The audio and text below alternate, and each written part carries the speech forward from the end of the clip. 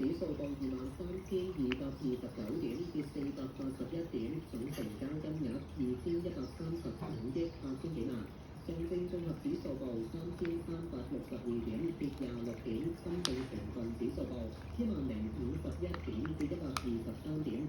部分活躍港股嘅造價：騰訊控股499蚊，跌9蚊；恒生中國企業86.9，跌2蚊04仙；奧特瑪特248.6，跌14蚊；美團128個2，跌5個1；盈富基金23個6毫2，跌5毫；阿里巴巴109個9，跌2個3；南方恒生科技5蚊01仙，跌1毫1仙半；港交所389個8，跌14個2；港宣美業36個半，今日升上市。內地對港元嘅賣價：美元7.85，英鎊10.528，瑞士法郎9.588，澳元5.08，加元5.722，新西蘭元4.693，歐元8.999，每百日元對港元5.402，每百港元對人民幣91.61。日經平均指數報38,488點，跌396點。港金報31,500蚊，跌195蚊。倫敦金每盎司買入3,363.59美元，賣出3,364.27美元。香港電台經濟行情報完畢。交通消息直擊報導。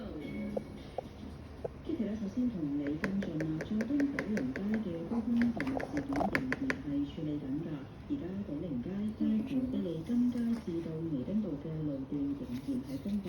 由於站內有封路措施啦，佐敦站 C1 出入口仲係暫時停止使用㗎，乘客要使用其他嘅出入口啦。喺港島方面，馬己仙峽道上行近寶雲道嘅壞車仍然係處理緊啦，部分行車線封閉咗，車龍係排到落去近住纜車總站。另外夏慤道左轉紅棉路咧係比較擠塞啦，車龍係排到去告士打道近住灣仔交匯處。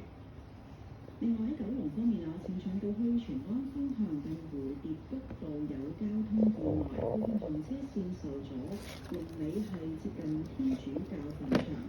隧道情況：港島告士打道東行去紅隧。冇停喎。